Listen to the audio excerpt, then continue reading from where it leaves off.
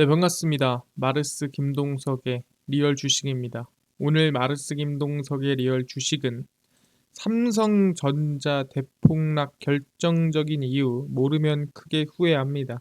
그러니까 삼성전자가 지금 왜 폭락하고 있는지 모르시는 분들이 많습니다.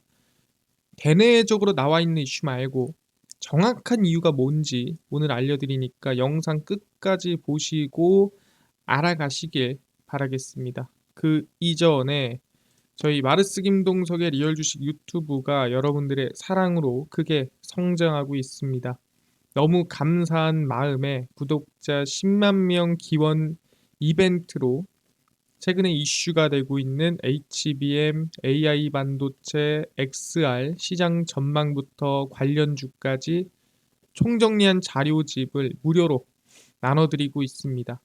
이 자료집 받고 싶다 하시면 영상 끝까지 꼭 시청하셔라 말씀드리고, 여러분들한테 저희는 바라는 거 없습니다. 우리 유튜브 구독, 영상 좋아요, 그 다음에 댓글까지 남겨주시면 너무나도 감사하겠다 말씀드리면서 오늘 영상 바로 시작하겠습니다.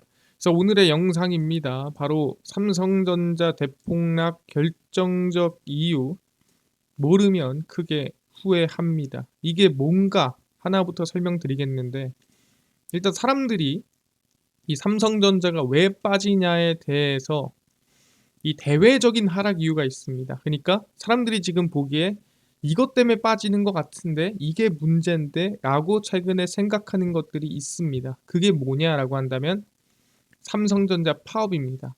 말 그대로 삼성전자의 임직원들이 일을 안 하고, 일을 안 하면 기업에 피해가 가니까 피해가 가면 주가가 빠지는 거 아니겠냐.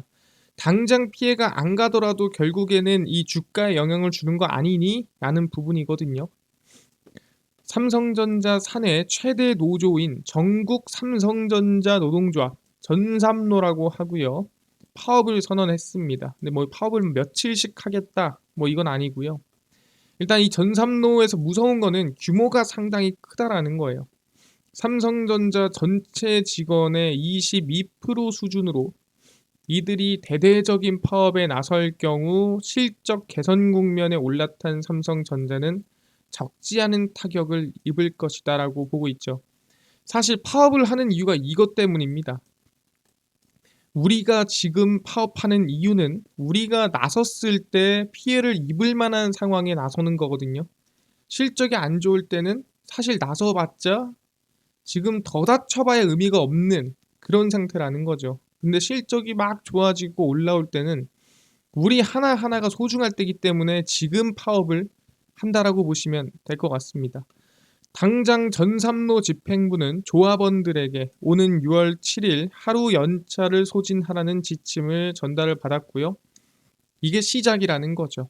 총파업까지 갈 수도 있고 파업이 실패할 수도 있지만 1호 파업 행동 자체가 의미 있다라고 하면서 우리는 이제 시작이고 이 파업의 의미는 이제부터 아마 규모가 커질 수도 있고 좀 더 자극적이고 충동적으로 나갈 수 있습니다라고 하는 거죠. 아까 얘기했지만 이 파업이라는 것 자체가 충동적으로 일어난 게 절대 아니고요. 삼성전자가 막 성장하기 시작할 때 바닥 찍고 올라올 때쯤 파업을 미리 준비하고 있다가 진행했다라고 볼 수가 있는 겁니다. 아, 그렇구나. 근데 사실 이 파업에 일어난 이유, 이렇게까지 진심을 다해서 노력하면서까지 파업을 준비한 이유가 뭐가 있느냐라고 한다면 뭐 임금 협상도 있고 여러 가지 있겠지만 제일 문제가 뭐냐면 바로 실적입니다. 말 그대로 성과급이라고 할 수 있겠죠. 삼성전자는 매년 한 번 1월 말에 지급하는 사업부별 성과급이라고 해서 OPI라고 따로 있습니다. 이 두 가지가 있어. TAI가 있고 OPI가 있는데 이 OPI가 0%로 측정이 되면서 문제가 생긴 거죠. 2023년 DS, 그러니까 반도체 부분이 0%로 책정이 됐습니다. 그래서 성과급이 OPI 부분이 안 나간 거죠. 아예 제로로 나간 겁니다.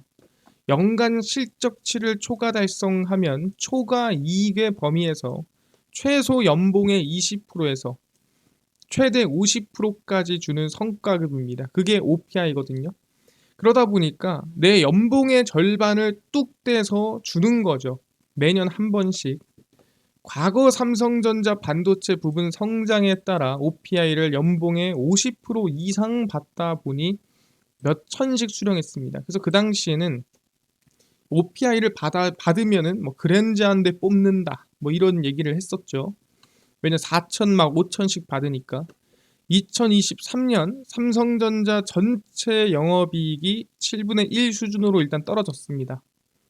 그리고 반도체 부분은 14조 8천억이라는 막대한 적자를 기록했습니다. 그러니까 2023년도에 반도체 부분 OPI 성과급이 0%로 책정된 거는 사실 적자 났는데 줄 수는 없지 않느냐 라고 얘기를 하는 거죠. 그래서 0%로 책정을 했는데 불만이다라는 거예요. 왜 불만이냐? 이거에 대해서 우리가 지금까지 받았던 OPI를 보시면 알 수 있는데 OPI입니다. 뭐 생활가전, 의료기기, MX 네트워크, 한국, SR 디자인, 생기현 뭐 등등등등 해가지고 각 이 사업부별 퍼센트지가 있습니다. 그래서 보시면은 이게 DS 반도체 부분입니다. 반도체 부분이 2013년도부터 시작해서 2022년도까지입니다. 43%, 50%, 50%, 50%, 50%, 29%, 47%, 50%, 50%. 항상 거의 절반 이상을 50%씩 받던 반도체 부분이 못 받아도 최저가 29%였던 반도체 부분이 얼마? 0%가 나왔다라는 거예요. 그러다 보니까 사실 거의 그 전에도 더 많았습니다. 제가 일부러 잘라온 건데 이 밑에 더 많아요. 그러니까 10년이 넘는 기간 동안에 0%가 안 나왔었는데 사실 정말 십몇 년 만에 0%가 나왔다라는 거 불만인 거고. 그러니까 왜 적자인데 왜 달라 하냐? 아니 열심히 벌었잖아. 열심히 수익 냈잖아. 열심히 돈 벌었는데 아니 1년 적자 났다고 안 주는 게 말이야? 라고 물어볼 수도 있는 거죠. 그러다 보니까 이 부분에 화가 났다라고 볼 수가 있는 겁니다. 알겠습니다. 그럼 파업한 이유도 알았고요. 그 다음에 파업을 하는 것도 알았습니다. 그렇다면 가장 결론적인 게 뭐겠습니까? 그럼 파업을 하면 주가에 영향을 얼마나 주나요? 해서 기존에 파업을 했었던 기업을 중심으로 보겠습니다. 삼성전자 노조가 만들어진 지도 얼마 안 됐고 파업을 하는 것도 처음이기 때문에 사실 이 파업에 대한 기록이 없습니다. 그러면은 파업을 했었던 그리고 가장 최근에도 파업을 했었던 기업들 중심으로 보자라는 거고, 일단 과거에 현대차가 2012년도에 파업을 했었고 최근까지 뭐 7번 뭐 가까이 파업을 했기 때문에 다 가져올 수는 없고 최근 것보다도 과거를 좀 중심으로 보자라고 얘기를 하겠고요. 현대차 2012년도 12월에 파업을 했습니다. 주가에 큰 영향이 없었고요. 뭐 그 전 한 달, 그 이후 한 달로 보더라도 뭐 큰 등락은 있지 않았다라고 볼 수가 있는 겁니다. 뭐 이거는 제외죠. 이건 전혀 의미 없는 얘기고 전 한 달, 앞으로 한 달을 보더라도 큰 뭐 변동성이 있거나 그렇지 않았고요. 그 다음에 2013년입니다. 2013년도 3분기에 그 당시에 파업을 여러 번 나눠서 진행을 했는데 그 파업하는 동안에 주가는 오히려 현대차는 상승하는 모습을 확인할 수가 있었고요. 오히려 파업 끝나고 주가가 밀리는 모습을 확인했습니다. 근데 사실 그럴 만한 이유가 뭐였냐면 2014년도에 양적 완화가 끝났죠. 그래서 주가가 좀 지지부진할 수는 있습니다. 그래서 오히려 파업보다는 이 정책이 좀 영향을 미치는 시기가 아니었나라고 생각을 하고요. 2013년도에는 오히려 올랐다 볼 수 있을 것 같아요. 그 다음에 이제 가장 2023년도에 가장 크게 파업을 했었던 기업을 좀 봐야 될 것 같습니다. 그게 뭐냐면 바로 미국의 파업입니다. 우리가 흔히 GM, 포드 등등 할 거 없이 이 전 세계에 있는 이 자동차 노조들이 합쳐가지고 야 우리 파업하자 그래서 파업을 작년에 했었죠. 기억날 겁니다. 그래서 뭐 그걸로 손해보는 금액이 얼마니 공장이 멈췄니 생산량이 어쩌니 얘기가 작년에 나왔었습니다. 기억할진 모르겠지만 그래서 2023년에 총파업을 진행을 했고요. 그 시기는 10월 23일부터 시작을 해서 뭐 길어야 한 달에서 뭐 2달 정도 진행을 했습니다. 그래서 서로 협상하고 끝냈죠. 임금 올려주고 마무리를 했는데 실제 이거는 포드의 주가입니다. 포드의 주가를 보면은 10월 23일이면 요쯤이겠죠? 요쯤 시작을 해서 오 이거는 급락을 했네요. 그리고 반등했습니다. 라고 얘기할 수 있는데 아니 그러면 얘는 파업에 영향이 있던 거 아닙니까? 라고 물어볼 수가 있는데 아닙니다. 파업 때문에 빠진 게 아니고요. 그 당시에 여기 보이시죠? 2라고 돼 있죠. 근데 2가 어떻게 돼요? 네, 빨간색입니다. 여긴 2가 파란색이죠. 2 파란색입니다. 2가 초록색, 파란색이죠. 2가 빨간색이에요. 왜 빨간색이죠? 예, 이때 실적이 안 좋았다는 뜻이에요. 그래서 정확히 실적이 뜬 날 주가가 밀렸기 때문에 실적이 안 좋아서 포드가 하락한 겁니다. 파업 때문이 아닙니다. 그렇기 때문에 이 주가 하락은 파업 영향이 아니고 그냥 실적이 안 좋아서 밀렸다가 오히려 다시 회복하는 모습을 보였다라고 말씀을 드리겠습니다. 아, 그렇네요. 그럼 포드도 사실 파업에 큰 영향은 없었다라고 얘기를 하는 겁니다. 그러니까 파업이 당연히 기업에 아무런 영향 없을 수는 없어요. 하지만 주가에는 큰 영향을 주지 않는다라는 거죠. 왜? 이게 돈을 안 주거나 회사에 문제가 있어서 생기는 파업이 아니라 말 그대로 회사가 잘 굴러가는데 거기서 우리 대우라든가 우리가 지금 받는 지금 실적이라든가 지금 성과급이 부족한데라고 생각을 해서 하는 파업이기 때문에 아까 얘기했죠. 파업은 살만하니까 하는 겁니다. 안 살만하면 안 해요. 왜? 당장 이번 달 월급이 들어올까 안 들어올까 걱정하는 상황에 파업을 할까요? 안 하죠. 아예 회사 망해버리면은 퇴직금도 못 받는데 그렇다라는 거죠. 그러면은 GM을 보겠습니다. 이건 GM입니다. 제너럴 모터스고요. 제너럴 모터스 10월 23일 기준으로 해서 주가 그냥 지지부진, 앞으로는 오히려 상승하는 모습을 보였죠. 그래서 사실 파업에 큰 영향을 받지 않았다. 실적이 오히려 그 전이 좀 별로였죠. 그 전이 하락 나오다가 차라리 파업 시즌에는 그냥 박스권 만들어주는 모습을 보이다가 올라가는 모습을 확인했습니다. 그래서 GM 같은 경우에도 사실 지금 파업이 주가에 큰 영향을 주지 않았다. 오히려 주가는 반등하는 모습을 보였다라고 볼 수가 있다라는 거죠. 그러니까 우리가 이걸 봤을 때 파업은 뭐다? 주가에 큰 영향을 주진 않는다. 파업한다고 주가가 빠지거나 파업한다고 주가가 오르거나 또는 파업한다고 주가에 큰 변동성을 만들지는 않더라라는 게 결론이 났습니다. 알겠습니다. 그렇다면 파업의 문제가 아니라면 지금 삼성전자는 주가 하락의 이유를 파업으로 많이 밀고 있어요. 공공의 적을 만들고 있습니다. 누가? 파업하는 사람들. 근데 왜 빠졌냐? 이거에 대해서 결론을 내자면 파업은 주가에 당장 큰 영향을 주지 않습니다. 그러면 진짜 삼성전자 영향은 HBM이라는 거예요. 그러니까 생각보다 HBM 이슈가 삼성전자에 영향을 이번에 좀 주고 있다라는 거죠. 왜? 삼성전자가 최근에 주가가 상승할 때 왜 상승했냐면 삼성전자가 차세대 HBM 개발팀에 대규모 인력을 투입하는 등 관련 시장 주도권을 확보하겠다라고 박차를 가하면서 주가가 올랐었어요.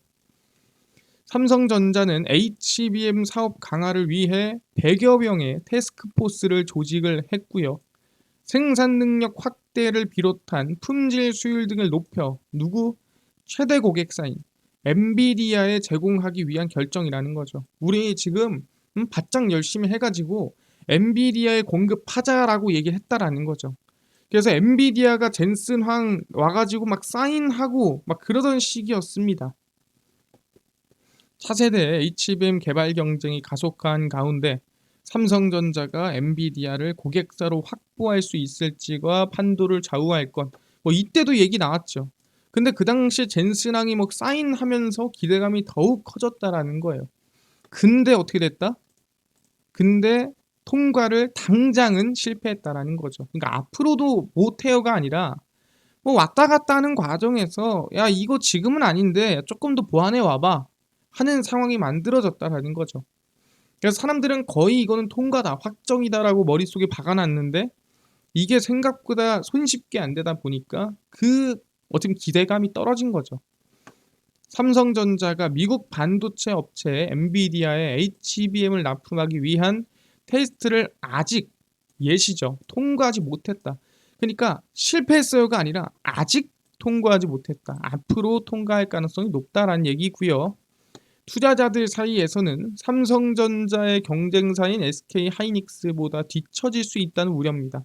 HBM3E는 뒤처졌어요. 사실 이거는 결론입니다. 우려가 아니라 뒤처졌어요. 이미 HBM3E까지.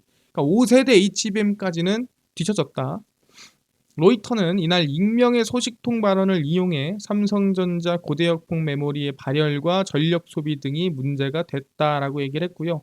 그러니까 해결하면 우리가 통과하자라는 거죠.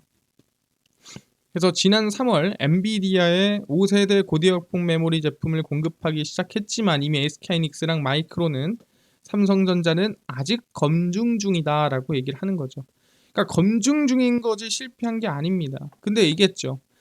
이게 사람들의 지금 주가랑 요인을 어떻게 보면은 만들어냈다라는 거예요. 근데 삼성전자 입장에서 기분이 안 좋거나 짜증 나겠죠. 그러니까 하락하는 이유를 떠넘기는 거예요. 저것 때문이다. 저 문제다. 하는 거고 뒤에서 열심히 지금 HBM 수정하고 수리하고 지금 다시 통과시키려고 하고 있겠죠. 근데 그 잠깐 동안에 탓을 넘기자라는 분위기인 것 같다라는 거고요. 그리고 얘기했지만 HBM이 뭐 이번에 늦게 통과해도 문제되는 거 아닙니까? 라고 하는데 진짜 싸움은 언제부터라 했습니까? 진짜 싸움은 HBM4부터다라고 했습니다. 아까 얘기했지만 HBM3E, 그러니까 5세대 HBM3E 같은 경우에는 SK하이닉스 마이크론은 5세대 D램을 썼어요. 삼성전자는 4세대 D램을 썼어요.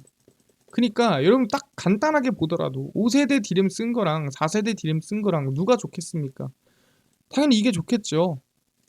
그러면 HBM3E까지는 삼성전자가 진 게 맞다라고. 근데 HBM4부터는 뭐 한다고? 그럼 삼성전자는 4세대 썼고 SK하이닉스는 5세대 썼으니까 얘는 6세대 쓰고 얘는 5세대 쓰는 거 아니야? 그럼 한 세대씩 계속 늦춰지는 거 아닙니까? 라고 얘기할 수 있어요. 삼성전자는 10나노급 6세대, 이걸 1C라고 합니다. 공정 이름이고요. 6세대 D램을 HBM4 코어 다이로 탑재하며 직전 세대 제품인 HBM3E에는 4세대 D램을 사용했습니다. 방금 얘기했죠? 6세대, 이 HBM4부터는 5세대 건너뛰고 바로 6세대로 달리자라고 이번에 언급을 했다라는 거예요. 그러니까 진짜 승부는 어디부터? HBM4부터. HBM 6세대부터 시작이라는 거죠. 그러니까 여러분들 아셔야 될 거는 HBM의 세대가 따로 있고요. 거기 안에 들어가는 D램의 세대가 따로 있습니다, 여러분들. 그래서 이 D램이 몇 세대니, HBM 몇 세대니 이 차인 거지. HBM이 5세대라고 얘도 5세대고 얘가 6세대라고 얘가 6세대가 아닙니다. 예, 안에 들어가는 세대랑 HBM 세대랑 다른 거예요. 그래서 삼성전자의 맹추격으로 양사 간 기술 격차가 상당히 압축된 것으로 평가되고요. 최첨단 D램인 1C는 11에서 12나노 이하 제품이고 1A는 아까 4세대라고 했죠? 14나노, 1B 이게 5세대입니다. 12에서 13나노입니다. 그러니까 원래는 1A를 삼성전자가 했었고 1B를 SK가 했었는데 HBM4부터는 삼성전자가 1B 뛰어넘고 1C로 바로 달리자라고 한 거죠. 그래서 삼성전자가 1C D램의 초도 양산 라인을 구축하는 시점은 올해 연말로 생산 능력은 월 3,000장 수준으로 추산됩니다. 그러니까 사실 올해 연말, 그러니까 올해 하반기부터 제대로 승부 시작이라는 거예요. HBM4는. 그렇기 때문에 지금 엔비디아 HBM3E가 누가 더 좋니, SK가 좋니, 마이크론이 좋니, 삼성이 떨어졌니 전혀 신경 쓸 게 아니라는 거예요. 이미 우리는 알고 있었고 근데 뭐다? 그게 명확하게 드러난 시기가 이번에 엔비디아의 검증이 좀 느려지는 부분이고 사람들은 HBM이 이번에 그냥 엔비디아로 무조건 들어가겠네 라고 생각했는데 안 들어가니까 실망한 거고 그래서 주가가 밀린 거고 근데 앞으로는 결국엔 제대로 승부 볼 거고 문제가 없다. 그래서 뭐다? 삼성전자 하락 이유는 파업이 아닙니다. 기대감이 컸던 HBM이 엔비디아 납품이 실패하면서 하락을 한 건데 추세 하락의 시작이 아니라 그동안 HBM3E 4세대 D램으로 꼈던 기대감이 하락하는 시기인 거죠. 그 정도 아닌데 거품이 꼈다라는 거예요. 진짜 승부는 HBM4부터 6세대 HBM부터고요. 일시 6세대 디램으로 SK 하이닉스와 정면 승부 예정입니다. 그래서 지금까지는 정면 승부를 해도 질 흐름이었지만 이제 HBM4부터는 아무도 모른다. 파업과 관계없이 엔비디아 영향으로 단기간 조정 이후 다시 HBM 기대감으로 상승 전망입니다. 왜? 결국엔 통과할 거고 결국엔 HBM4로 다시 승부 볼 겁니다. 그럼 뭐예요? 어차피 해결될 문제라면 걱정할 게 없다더라 라고 얘기를 하는 겁니다. 알겠습니다. 지금 결론적으로는 그러면은 삼성전자가 이번에 하락하는 이유는 파업이 아니라 사실 HBM 통과 못한 게 좀 컸다 하는 건데, 이거는 우리는 안 될 걸 또는 그냥 운이 좋으면 될 걸 알고 있었는데 사실 SK하이닉스보다 D램을 안 좋은 걸 쓰는 게 이제 확 보여준 거죠. 그래서 그냥 기대감으로 인한 하락이었다. 근데 뭐다? 해결될 일이고 앞으로 정면 승부 예정이기 때문에 오히려 지금은 크게 걱정할 건 아니다 라고 얘기를 하는 겁니다. 그러니까 명확하게 알고 가야 돼요. 파업이 끝났다고 또는 파업이 진행된다고 주가가 계속 빠지는 건 아니다 라고 얘기를 하는 거고, 앞으로 HBM 성장에 따라 같이 성장할 전망이 높다 말씀을 드리겠습니다.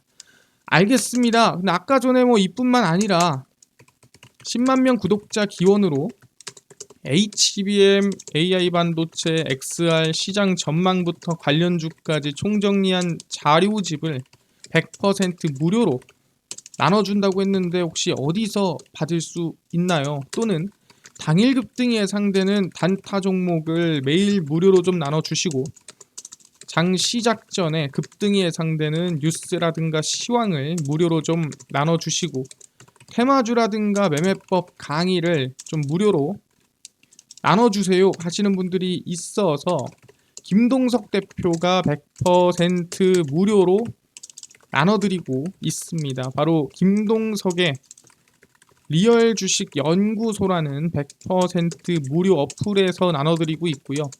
이 어플은 내가 아이폰을 씁니다. 앱스토어에서 무료로 설치 가능하고요. 갤럭시를 씁니다. 구글 플레이, 플레이 스토어에서 무료로 설치가 가능합니다. 무료로 설치하고 나면은 뭐 전화번호 같은 거 적어야 되는 거 아닌가요? 아무것도 안 적으셔도 됩니다. 100% 무료다라고 말씀을 드리고요. 그래서 무료로 앱스토어, 구글 플레이, 플레이 스토어에 들어오신 다음에 김동석의 리얼 주식 연구소라 검색을 하시면 이렇게 어플이 뜨게 됩니다. 100% 무료로 설치 가능하니까요. 꼭꼭꼭 설치하셔라 말씀드리고, 그래서 무료로 설치를 하고 나면은 이렇게 김동석의 리얼 주식 연구소 어플이 뜨게 됩니다. 당일 리얼 추천주가 당일 급등 예상 종목을 무료로 알려드리고요. 급비 분석이 장 시작 전 시황, 급비 자료가 테마주라든가 매매법 무료로 나눠드리고 있습니다. 그리고 아까 전에 말씀드렸던 HBM, 그 다음에 AI 반도체, XR 시장 전망부터 관련주 자료집 어디서 무료로 받을 수 있나요? 리얼 추천주 누르시고요. 들어가시면은 저희가 10만 명 기원합니다 하면서 자료를 무료로 올려놨습니다. 이거 누르고 들어가시면 맨 밑에 HBM, AI 반도체 XR, 그 다음에 온디바이스 AI 로봇, AI 반도체, 월가들의 투자법 총정리까지 모두 100% 무료로 전부 다 나눠드리니까 믿져야 본전입니다. 그냥 무료로 받아가시고요. 뿐만 아니라 저희 리얼 추천주에서는 31일, 30일, 29일, 28일, 27일 추천주 매일매일 무료로 나눠드리고요. 급비 분석은 장 시작 전 시황입니다. 해외 증시부터 국내 이슈까지 무료로 정리해드리고 있고요. 장 전에 급비 자료는 당일 있었던 이슈 관련주를 무료로 정리해드립니다. 그래서 김동석의 리얼 주식 연구소, 제가 평생 100% 무료로 운영할 어플이에요. 항상 무료니까요. 종목, 시황, 테마주 다 얻어 가시고요. 뿐만 아니라 저희 마르스 김동석의 리얼 주식 유튜브 여러분들의 사랑으로 커가고 있습니다. 우리 유튜브 구독자 10만 명 정말 얼마 안 남았습니다. 여러분들의 관심과 사랑으로 크니까요. 유튜브 구독, 영상 좋아요, 그 다음에 댓글, 좋아요 모두 부탁드리면서 오늘 영상 여기서 마치고 다음번에 더 좋은 영상으로 찾아뵙도록 하겠습니다. 감사합니다.